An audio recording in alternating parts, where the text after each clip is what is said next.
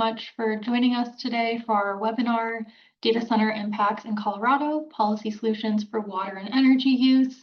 Our presenters today are myself and my colleagues, Lindsay Rogers and Claire Valentine. I am a Clean Energy Policy Advisor. Lindsay is the Policy Manager for Municipal Water Conservation, and Claire is the Senior Colorado Policy Advisor in the Clean Energy Program. Next slide, please.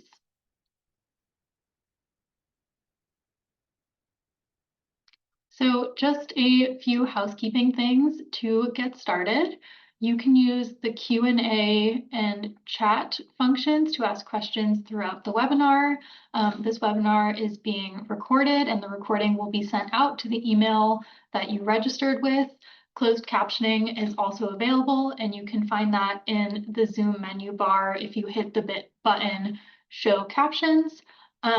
We have time at the end for questions, but you can just put your questions in the Q&A box throughout the webinar.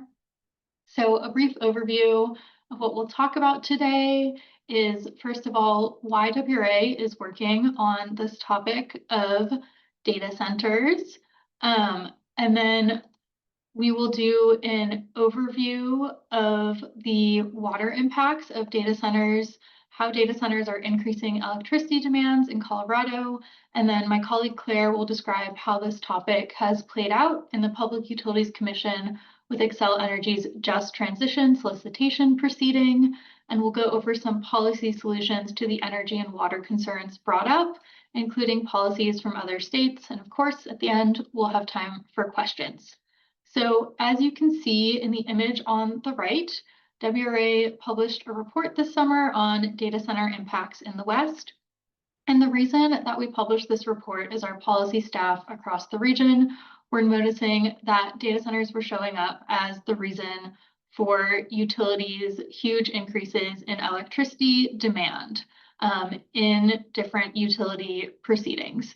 And so when you have electricity demand, that requires a way to generate that electricity, whether that be zero carbon or fossil resources. So we wanted to put together a resource that quantified the future growth in electricity in our region on a utility by utility basis, and also talk about how the way that we meet that demand is hugely consequential for ratepayers and for meeting emissions reductions goals, and offer some solutions. We also looked into water impacts of data centers, both direct on-site use as well as the water needed for additional electricity generation.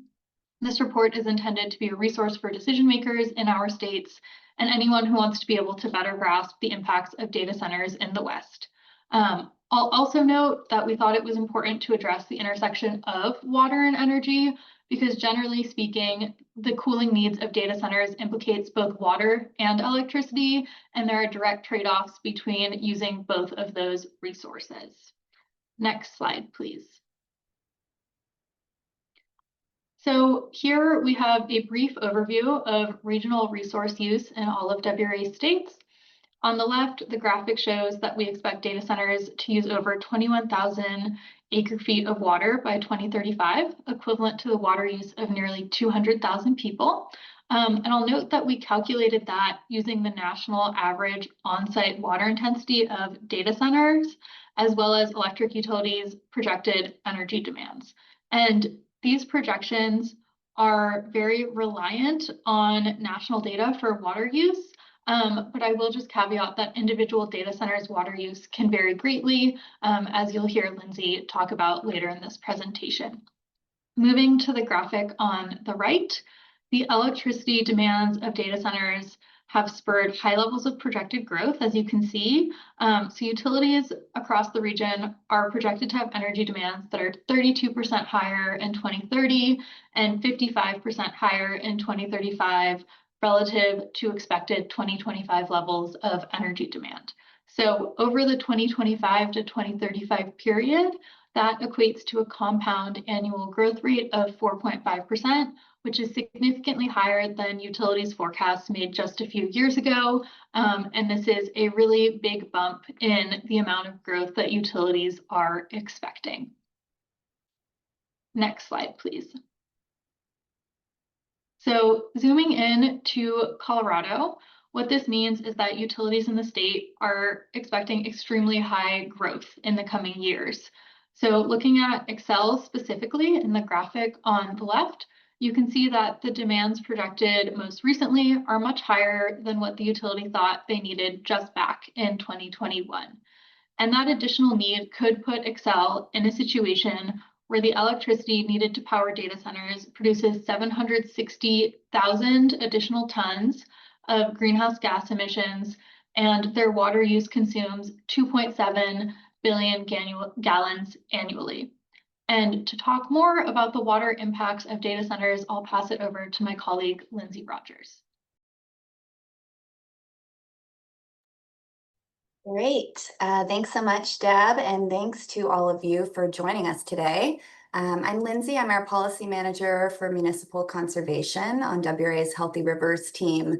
And my work is really focused on advancing urban water use efficiency and the stronger integration of water and land use planning, both to help support climate resilient communities and to ensure that we're reducing strain on limited water resources. If you go to the next slide. Thank you. We have been working closely with our clean energy team to try to better understand the actual water impacts of data center growth in our region. And this is a really important collaboration, as Deb mentioned, because data centers raise some complex water and energy nexus issues. Data centers use water on site. Primarily, that's to keep their servers cool, and those are the figures that Deb shared. But they also use a significant amount of water off-site for power generation. So the orange bars on the graph here represent the additional acre-feet of water that would be needed to meet the energy demands of data centers across our region if, and that's a big if, they're powered by a combined cycle gas plant. So the total water footprint could amount to almost 56,700 acre-feet per year by 2030, and then over 89,700 acre-feet per year in 2035. Getting a strong grasp on the water impacts of data centers is tricky because the water use efficiency or effectiveness varies significantly based on the cooling technology, the design of the facility, and their climate. So you may see a headline like this about a new data center popping up in our state, but it really doesn't give us a good picture of the overall impact on the state's water resources or how the data center might impact a different community. If you could go on to the next slide. Okay. So cooling technology, that's a really key factor in understanding a data center's water and also energy impacts, because most of the water used on site in the data center is used for cooling, and about 40% of a data center's energy demand is also going towards cooling.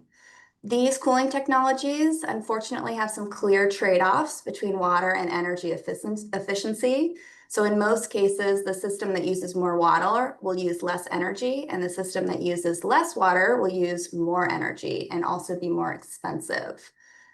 These are the four main data center cooling types, and sometimes they're designed to work in tandem through a hybrid system.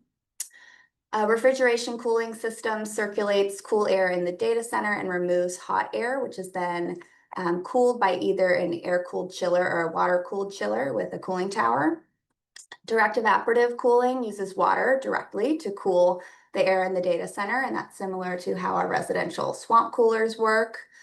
Free cooling systems use ambient air water to cool the air during times of the day or year when the ambient humidity and temperatures are low. So these in our region are typically part of a hybrid system because they wouldn't work at all times. And then liquid cooling systems can directly absorb heat from computer components rather than cooling the air by immersing those components in a fluid like water or coolant. And that's more of an emerging technology that we need to understand better, but it has the potential to both reduce the water and energy demands on site. At this point, we don't think that any of these options is going to be the best choice in all situations. So factors like climate and water availability and competing demands and availability of those renewable energies, all those need to be considered in figuring out what the best cooling system will be. Next slide. Okay, so we have identified three really important opportunities for helping to shape data centers' water use and new demands. And the first is having consistent and transparent reporting on water use. So what we found in our research is that there's very little publicly available information about how much data centers currently use and how much water we can expect them to use in this sector as we see it grow. Tech companies don't consistently report out on their water use. It's much more common to report out on energy demands.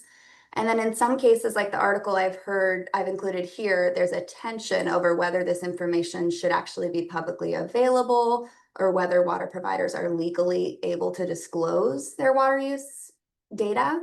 And this especially presents a challenge that we've seen in some other states when jurisdictions enter into an NDA with a data center company during project development. So having more transparent information on projected water use for proposed data centers and then annual reporting out on metrics like overall water use, their peak use, their water use efficiency is really going to provide the foundation we need for sound decision making moving forward. Next slide. The next opportunity is really establishing the technical best practices and guidelines for on-site water management. That would include the type of water source that's being used, so whether there's access to recycled water or only potable supplies available, designing the facility itself to promote efficient airflow and reduce cooling needs, using a closed loop system when possible to limit evaporative losses, and then of course selecting the appropriate cooling technology for the site or the region. And there's many more opportunities here. But put into practice in 2023, the Southern Nevada Water Authority enacted a ban on evaporative cooling in new commercial and industrial facilities because of their high water use in the region. So now new structures will use refrigeration cooling or dry cooling. And they've made the calculation that their water resources are so scarce that they'd rather use more electricity and see greater investment in renewables to fill that energy gap. Next slide. So finally, local jurisdictions and water providers have a number of policy mechanisms that they can adopt to exercise more control over how they allocate limited water resources. Many or some may elect to adopt large water users policy. That's the case in Tucson, which has been getting a lot of attention recently for the Project Blue proposal. And in this case, new large water users have to submit a sustainable water service application with a water conservation plan. They need to use recycled water when feasible, and then it also gives their local electeds the authority to approve or deny the application based on their efficient water use and the project's economic benefits. Aurora here in Colorado has a similar large water users policy that's actually even more explicit about not permitting users that exceed certain volumetric water use and non-recoverable use thresholds. And then we've also seen cities and providers use other tools. Conservation-oriented tap fees can make it more cost prohibitive for very large users to develop. Water allocation policies allot specific amounts of a provider's remaining water resources to various types of new development based on their community's priorities. So things like affordable housing or new schools, and it helps to ensure that not all of their remaining resources are going to be allocated towards, those more water-intensive industrial uses. And then water demand offset programs can allow new water-intensive development, but only if that developer offsets their use by investing in the provider's water conservation programs to reduce demands across the community. And before I turn it back to Deb, if you all listening in have other technical best practices or policy mechanisms you'd like to share or that you think are worth further research, I'd encourage you to add them to the Q&A. All right, next slide, and back to Deb. Thanks, Lindsay. So in this next slide, we're going to talk a bit more about the specific energy demands from Colorado utilities as a result of data center growth. So first, we'll talk about tri-state generation and transmission. So in its last electric resource plan, which was filed in 2023, there was not significant growth in tri-state's Colorado service territory. However, a key consideration there is that United Power, which made up 25% of Tri-State's Colorado sales and was the largest member cooperative, had departed Tri-State. And so there is a bit of a confounding variable in that 2023 filing. However, since then, we have seen that growth is occurring for Tri-State. Communication between Tri-State and the Southwest Energy Efficiency Project, as cited in a report that SWEEP put out, showed that Tri-State had 2,000 megawatts of data center load in its interconnection queue. And for reference, Tri-State's 2023 coincident peak demand for electricity, not just in Colorado, but for its multi-state members, was 3,030 megawatts. So Tri-State's next ERP is not expected to be filed until 2027. However, we are seeing that load growth is likely occurring now in Tri-State's Colorado service territory.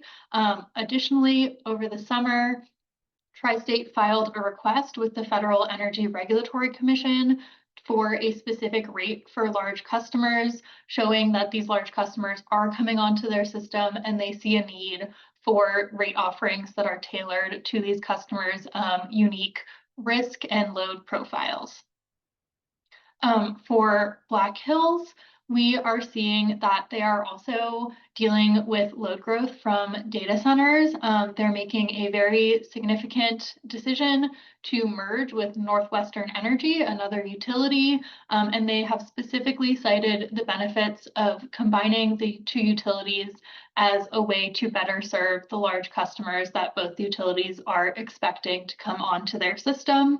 The merger with Northwestern, which is based in South Dakota, would create a vertically integrated utility serving about 2.1 million customers across the 8 states of Arkansas, Colorado, Iowa, Kansas, Montana, Nebraska, South Dakota, and Wyoming. For context, Northwestern Energy has about 800,000 customers, and so this would be adding a significant number of customers to Black Hills' 1.3 million customers that it serves across its different states. So clearly, we're seeing that utilities in the state are really grappling with how to meet this coming load from data centers. And one utility that has also been seeing massive amounts of projected growth is Xcel Energy. And I will turn it over to my colleague Claire to talk more about how that has played out in the just transition solicitation proceeding.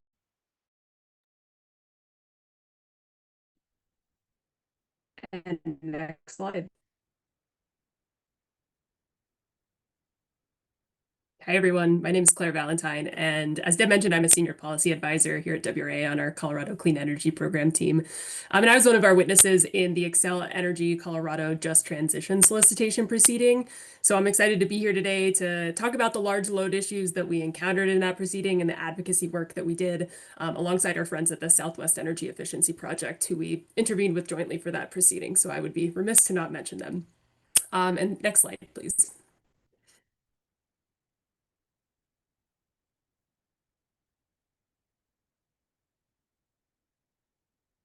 So what I wanted to cover in my presentation today is the following on this slide.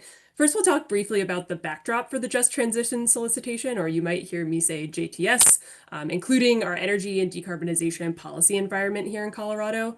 Then we'll dig into some of the details of the load forecasts brought forward in this proceeding, so be prepared to get a little bit wonky into some of the numbers, followed by the ratepayer and environmental impacts that we saw through this proceeding. And finally, we'll start talking about policy solutions for addressing those ratepayer and environmental risks, but I'll also be passing the mic back to Deb at that point to talk about some of those solutions and what's included in our report. And next slide, please. So, to set the stage for our conversation today, I wanted to share a couple of key pieces of information about Xcel Energy Colorado's system and the current energy policy environment that we work in here in Colorado, just for any folks who might be joining us from other states or other regions. So, in 2019, the Colorado General Assembly passed legislation that requires certain electric utilities, including Xcel Energy, to reduce carbon dioxide associated with electricity sales by 80% by 2030 relative to 2005. So we often refer to this as like the 80 by 30 goal or the 80 by 2030 goal. And that legislation does also require applicable utilities to seek to achieve the goal of providing 100% clean energy by 2050 if it's technically and economically feasible. So a lot of statutory language there, but ultimately, what it comes down to is all this to say is Colorado does have relatively strong momentum toward decarbonizing its power sector, at least relative to some of the other states that we work in the interior West. But ultimately, data center load growth threatens to stall or derail progress toward those targets. And so I'll be talking a little bit later about how we're kind of seeing that unfold. And as far as Xcel Energy Colorado's system, just a couple of data points to level set on Xcel Energy's system in Colorado. So currently Xcel Energy Colorado has a peak demand of approximately 7 gigawatts, and they sell over 33 gigawatt hours of electricity per year. And next slide, please. So to get more into some of the nitty-gritty about the load forecast and the load growth that we're seeing, Deb was talking earlier about what other states have been seeing as far as load growth from data centers, and the situation is quite similar in Colorado. We are seeing a lot of forecasted load growth. So here on the left, I have a figure showing what Xcel Energy had forecasted for different load growth scenarios, including data center load, among other loads. So they forecasted this base scenario, a low scenario, and a lower low scenario, which had different assumptions about large load growth, as well as other factors like electrification, et cetera. But you can see here that relative to the 7 gigawatts of current peak load shown on the far left, the company was forecasting an increase to its peak demand of multiple gigawatts over the course of just 6 years. So you see the base scenario there in orange is approximately 2.5 gigawatts higher than the amount of load that Xcel Energy currently serves. So this load growth translates to an enormous amount of resources, and that's what I'm showing in the right-hand figure of this slide. So through this JTS, Xcel Energy forecasted that its plan could result in a resource acquisition of up to 14 gigawatts of new resources. This is, for context, roughly the size of the company's current system. So under the base forecast, the company is essentially proposing to double the amount of resource capacity that they currently have just in the next 6 years. So even under the low scenario, which is shown there in blue, the company would acquire about 50% of the capacity of their existing resources. So in either case, what we're really seeing is this load growth is huge, and there's also quite a range of the different forecasting scenarios and the sheer amount of resources that might be acquired to serve it. Next slide, please. So you might be asking yourself, well, Claire, isn't a lot of this load growth electrification, since Colorado has various building and transportation electrification policies? And the answer to that is no, not really, at least not for peak demand, which is one of the key drivers of resource acquisition. So here I'm showing the drivers of the peak demand on the system under the company's base case forecast, where you're seeing that this piece for large loads in green is really the foremost driver of the peak demand increase over the resource acquisition period. And Xcel Energy even stated in its application, the expected addition of large new loads is the key driver, and it accounts for 72% of the peak demand growth through the resource acquisition period. And part of this has to do with, of course, the sheer magnitude of the data center load growth. And part of it is also that things like electrification technologies, whether that's electric vehicles or heat pumps, have much more load shifting potential in terms of being able to incentivize customers to align usage of whether that's EV charging or heat pump usage with renewable generation, or to be able to incentivize different demand management strategies. Whereas what we did see in the JTS was that the data center load growth was forecasted to have much more expectation of those customers seeking power nearly 24/7. Next slide.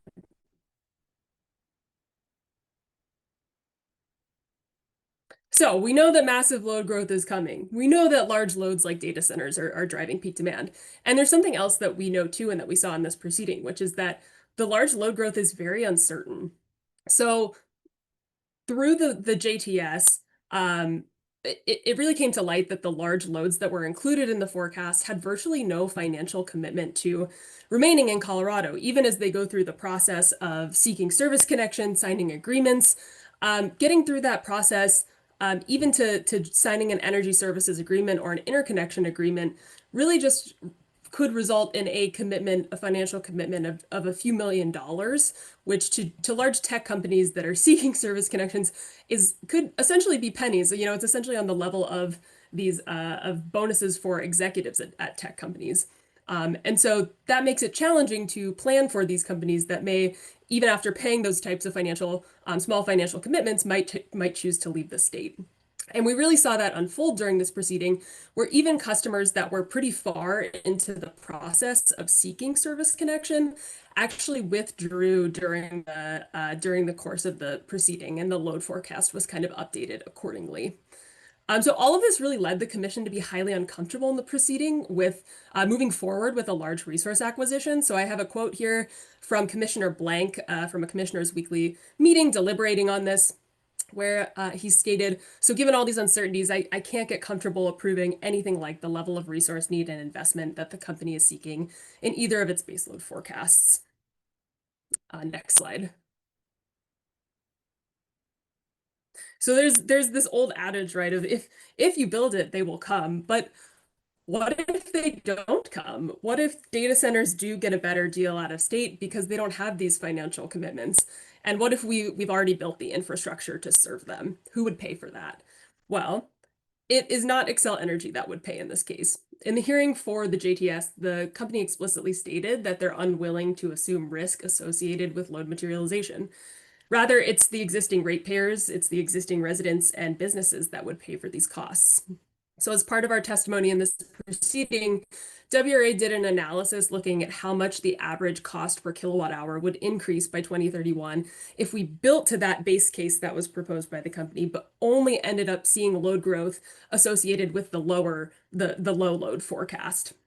And essentially what we found is that the average cost per kilowatt hour would increase by 25% over the amount that was forecasted by Xcel Energy.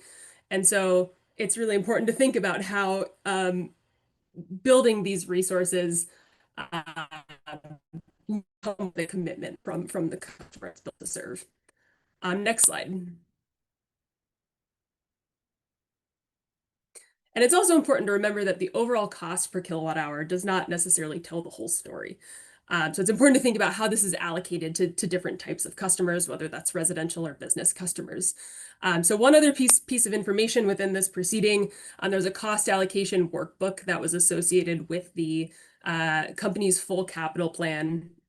And in this workbook, Xcel Energy found that, you know, even if we are seeing the load materialization under the base forecast, residential rates are still slated to increase by nearly 30% by 2031. So here in this table, I'm showing the forecasted rate increase by the actual customer class. So we're seeing that high rate increase forecasted for residential customers. And then I'll also direct your eyes to the third line, which is for commercial and industrial transmission customers. For that group of customers, which are typically these large load transmission interconnected customers, the rate increase is only forecasted to be 0.3% by 2031. So this is a really interesting piece of information in the context of this narrative that I think circulates in the industry about data centers potentially putting downward pressure on rates for all customers. But we're not seeing that play out under the current cost allocation methodologies and frameworks here in Colorado. What we're really seeing here is that we're still seeing the potential for rate increases for residential customers, while those large load commercial and industrial customers having relatively flat rates. Next slide. So turning now to some of the environmental impacts. In the application for this plan, Xcel Energy flags a burgeoning tension between load growth and achieving decarbonization targets. So this largely has to do with that kind of base load nature of large loads. I mentioned earlier that a lot of the customers that we saw that were seeking power as part of this solicitation were seeking something akin to nearly 24/7 power. And that results in a much higher demand for gas resources to serve that load during hours where wind, solar, and storage are unavailable, as opposed to other types of loads that may be, more shiftable, more flexible. So one way that we saw this in the JTS was the amount of gas selected in different portfolios. So under that low scenario that had a lot less data center load, we saw forecasts for new gas resources on the order of 700 megawatts to about a gigawatt. Whereas under the base scenario that had a lot more of the data center load, gas resource acquisition was forecasted up to, about 2.5 gigawatts. And to kind of contextualize this with some of the company's like previous modeling on emissions, in Xcel Energy's last electric resource plan, the company forecasted delivering an 86% emissions reduction by 2030, exceeding that 80 by 30 target that I discussed at the outset. But the data center load growth puts us at risk of backsliding and delivering lower emissions reductions than previously anticipated. Next slide. Well, with all these risks and issues, what's a policy advocate to do? And there's a lot to do. There's a lot to be done. And in the JTS, we advocated for a strong suite of policies to protect against adverse ratepayer and environmental impacts from large load growth. These included policies related to everything shown here, ranging from a large load tariff, a clean transition tariff, flexible service connections, demand management, changes to line extension policies, changes to cost allocation, new forms of emissions modeling, and new procurement processes. And Deb's going to talk more about these different policy solutions and point folks to our report as well. So I won't get too much into it in our limited time, but I did want to talk about one of the more niche policy solutions in play in the JTS related to procurement processes and intersections with a large load tariff. So I'll tell you a little bit about that in the next slide. So to address some of all the uncertainty that I discussed regarding large load growth, one proposal in the JTS was for this mechanism called the incremental need pool, or INP. And essentially, this would be a pool of resource bids that are on deck to be activated for development in the case that other resource bids fail, or if a large load customer seeks a service connection and we need to get new resources online to serve it. So essentially how this would work is that in addition to Xcel Energy doing its regular request for proposals that it uses to acquire resources that use a commission approved level of load growth, the company would have the opportunity to use this INP to respond to new large load requests and get resources in the interim. So WRA advocated for ratepayer and environmental protections within the INP, such as requiring that any activations for large load growth be paired with a set of financial commitments that are established in a large load tariff, as well as additional emissions modeling. And so while we're still waiting on a decision on this framework in the JTS, we do anticipate that Xcel Energy will bring forward a large load tariff filing early next year. So this INP concept is one way that we've seen in Colorado to introduce procurement flexibility for large load growth, though it should be complemented with other ratepayer and environmental protections. So still a lot to unfold there in Colorado. But with that, I'll pass it back to Deb to talk more about policy solutions. Claire, and can we advance the slides, please?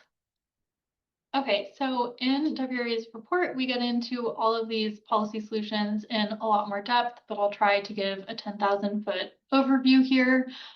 As Claire mentioned, one of the solutions that was at play in the JTS is something called a clean transition tariff. What that is a rate offering specifically for a large customer that allows them to work with the utility to specifically procure a clean resource for that customer.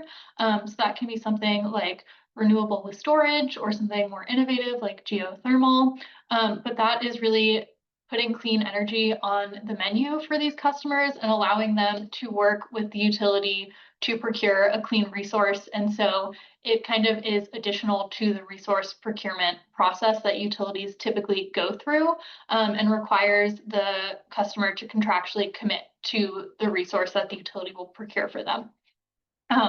Additionally, another solution is behind the meter clean resource deployment. That's kind of a cousin of a clean transition tariff, in that it would allow a large customer, such as a data center, to actually own the clean resource directly instead of working through the utility and have it be on the customer side of the meter.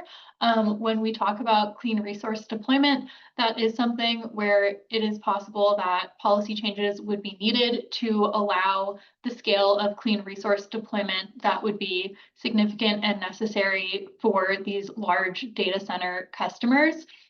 Additionally, load shifting can be a really valuable tool for large customers, especially to avoid the build out of resources that are necessary for peak demands, which can drive a lot of resource acquisition need.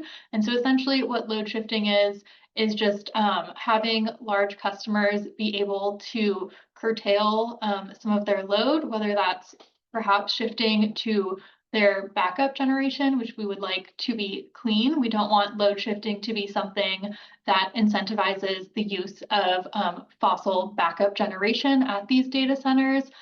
But we do want to potentially move load away from those peak times where it is driving procurement or use of peaking fossil resources. Additionally, energy efficiency as a precondition for data centers receiving utility service can be another policy solution.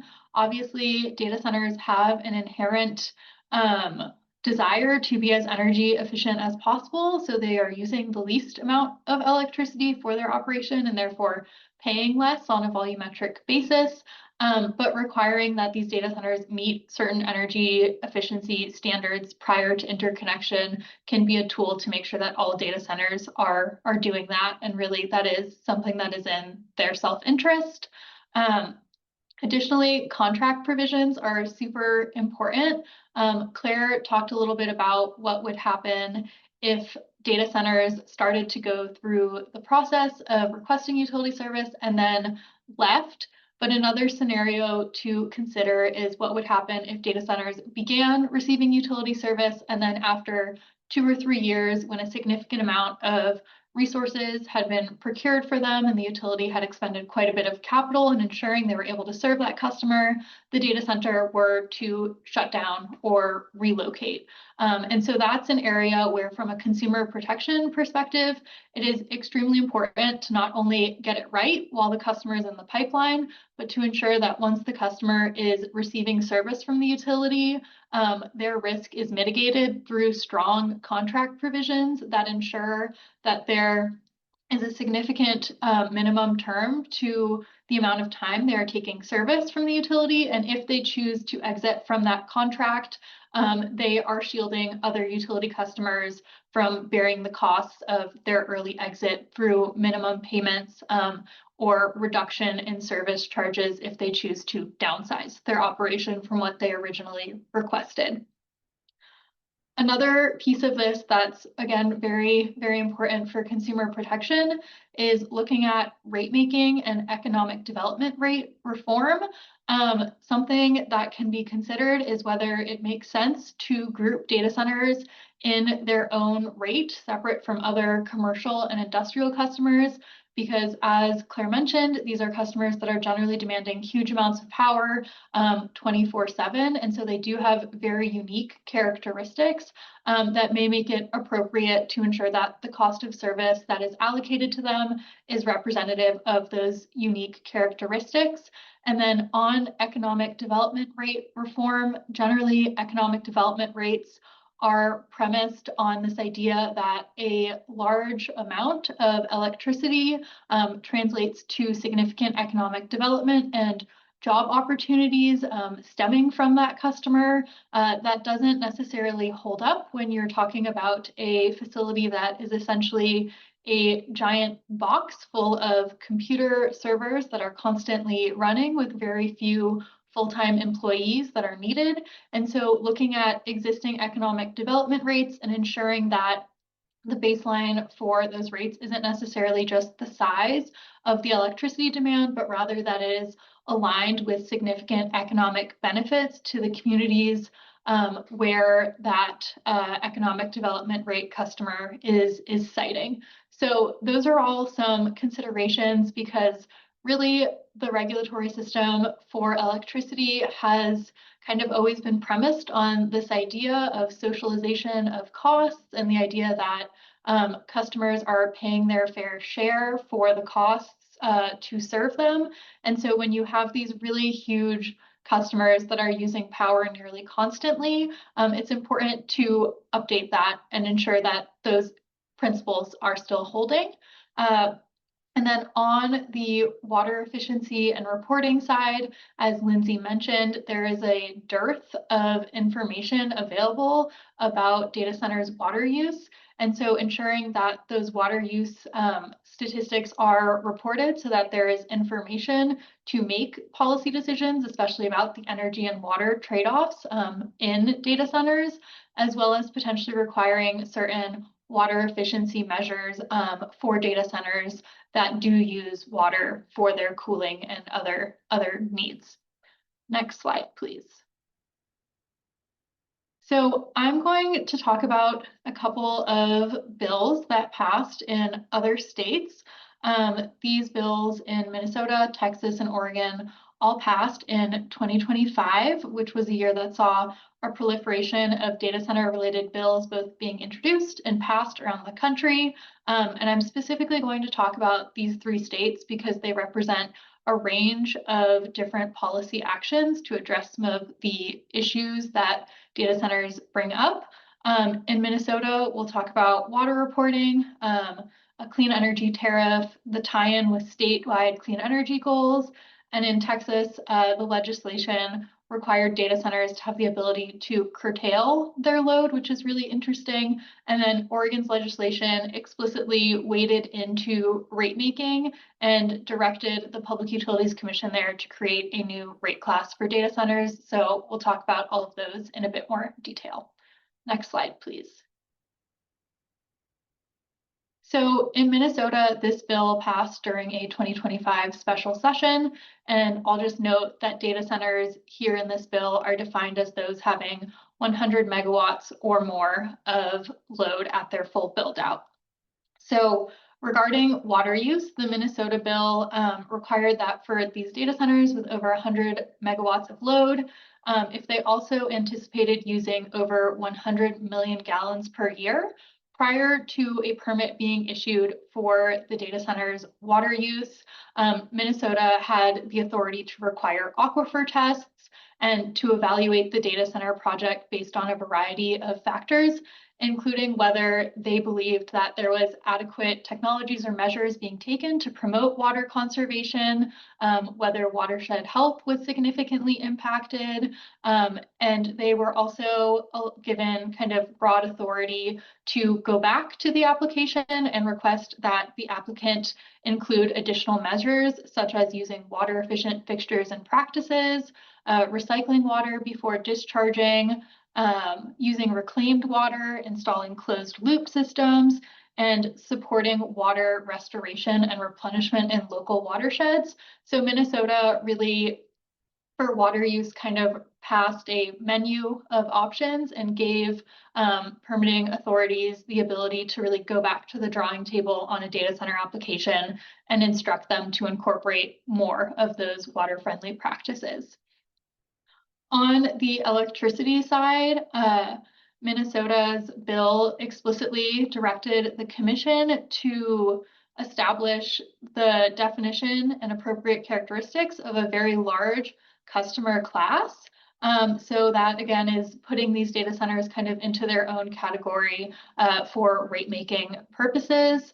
The bill also established criteria for approval for rates or electric service agreements provided for these large customers, including that the quantitative benchmark of the state's electricity standards regarding the emissions reductions requirements had to be met, and the utility had to be able to serve that large customer without requesting a delay or modification to those emission reduction goals, as well as containing provisions necessary to ensure that other customers of the utility are not placed at risk for paying stranded asset costs associated with serving that large customer. So there was very clear guardrails put in around both holding other customers harmless, as well as ensuring that these large customers were not causing a delay or issue with the state's clean energy goals.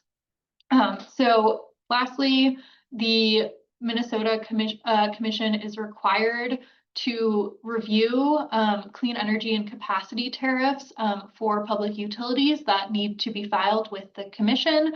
So again, that's kind of putting that clean transition tariff on the menu for these data center customers. And then there's also a requirement for the actual construction of data centers.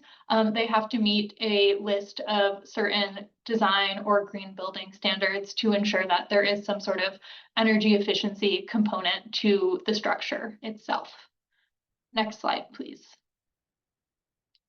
So in Texas, the bill SB 6 was passed by a supermajority and signed by the governor in 2025. It defines these data center loads as being 75 megawatts and above.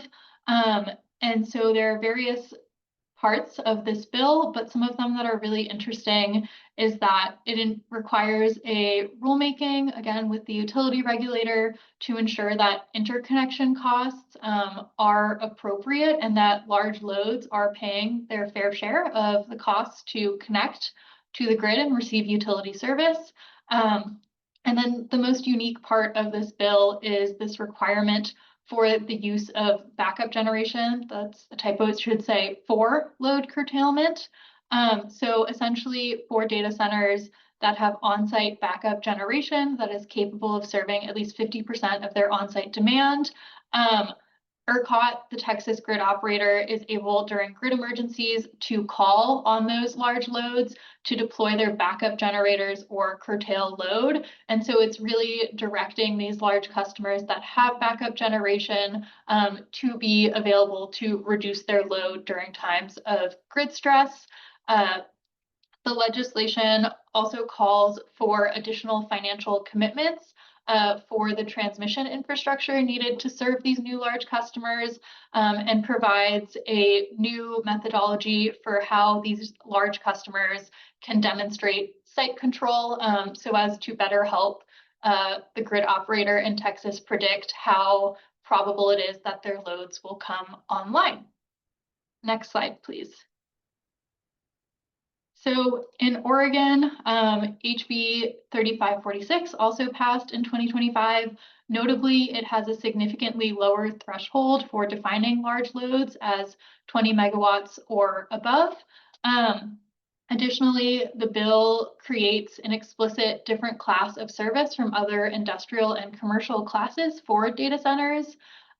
Additionally, in developing rates for this new class of service, the utility regulator, the commission in Oregon, has to consider whether the rates that are proposed impede the state's clean energy goals, as well as whether the costs of serving that new customer class are represented and mitigate the risks of other classes having increased costs. So again, you have this combination of ensuring that these new customers are not impacting other customers or the state's clean energy goals.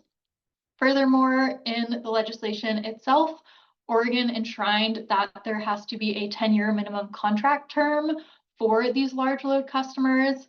And there's also a minimum percentage or amount to be determined by the commission of the bill that those customers have to pay. So here we really see a legislature kind of wading into the nitty-gritty of customer protection and contract provision, just given the immense risk that is associated with these customers.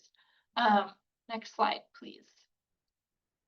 So that hopefully gives a good overview of data center impacts on energy and water, the way they are showing up in Colorado, as well as how other states are dealing with this issue. And we will move to the question and answer portion of the webinar. So the first question, which is for Lindsay, is what are you seeing as to water rate increases to accommodate data center growth? Yeah, thanks, Deb, and thanks so much for that question, Marianne. It's really interesting to consider if there are any parallels here on the water rate side to what we're seeing with future energy rates.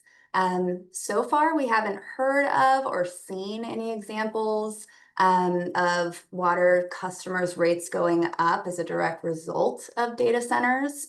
But that's not to say that we won't see that in the future. I think we certainly have the policy mechanism available, which is, correctly designed impact fees or tap fees to allow utilities to ensure that data centers are fully paying their own way. So they're covering the costs of their impact on water supplies, either by providing their own water rights or cash in lieu fee, and they're also covering the costs of their impact on water infrastructure and water treatment and delivery. But we may need to do some work to ensure that those fees are designed correctly to fully cover impacts from large water users. And I think really importantly, another key factor is going to be to make sure that they have strong enforcement mechanisms in place. If a data center or any really large water user ends up exceeding their initial projected use. So if they go way over in a given year, if their peak demands are way higher than initially projected, we need to have enforcement in place through the tap fee or otherwise to remedy that. Great. So the next question is, how many data centers are currently in Colorado? How many are in the pipeline? What are the considerations that companies take into account for siting their centers? Claire, do you want to take a stab? Yeah, I'll take a first pass at it.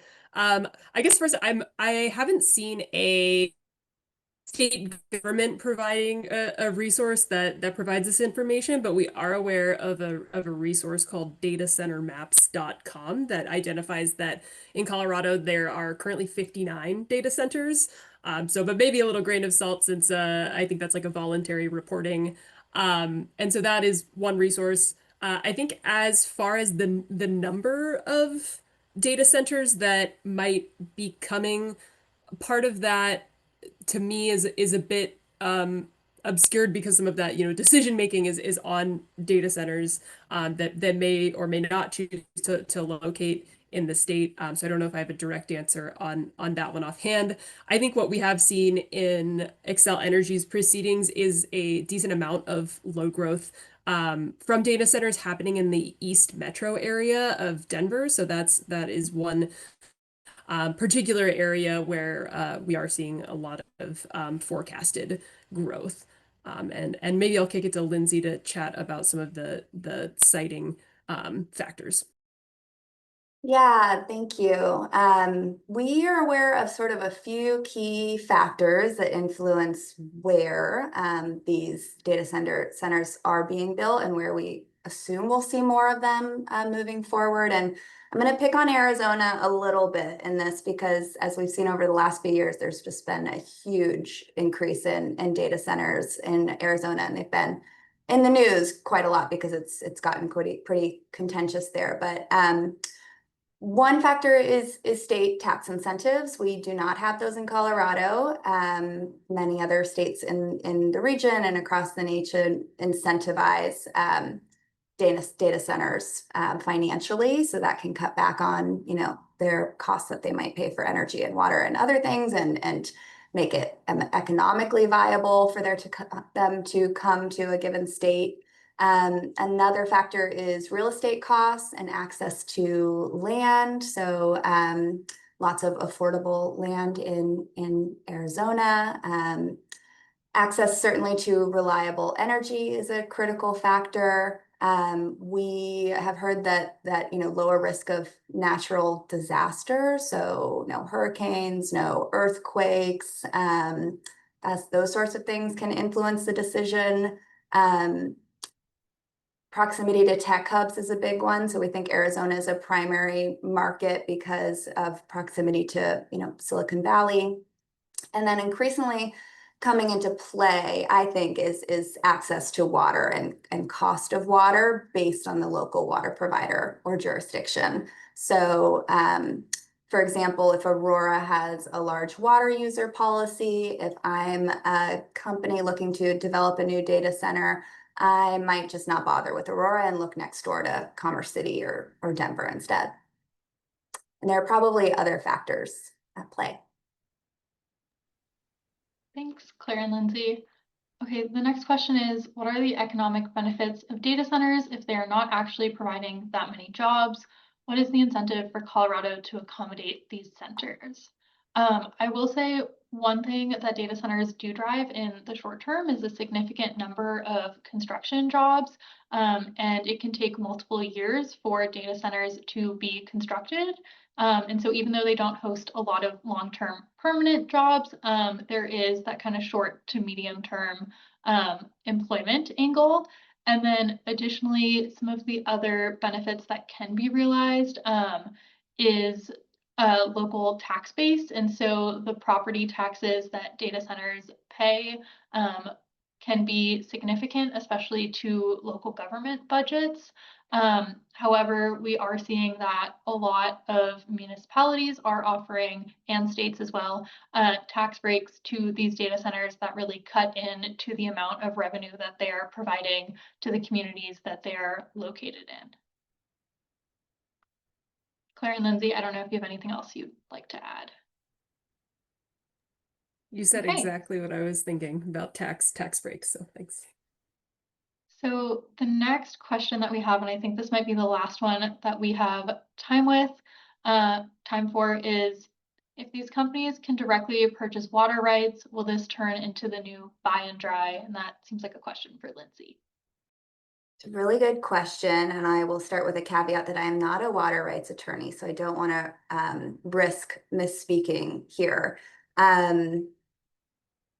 I think, obviously, if they were to purchase water rights directly, they'd run into the need to prove up beneficial use and come into some time constraints there. But one thing that's interesting that we're seeing on the utility side is some providers mostly through a water allocation policy, are putting stipulations in place to really try to prevent water speculation for new development. And part of that is to prevent this amongst large users or amongst data centers. So they will say, we will allocate X amount of acre feet for you, but you need to start development within 5 years. If not, those water rights come back. That amount of water comes back into our portfolio. And so I think there is a concern that more of that type of water speculation is going to be happening. And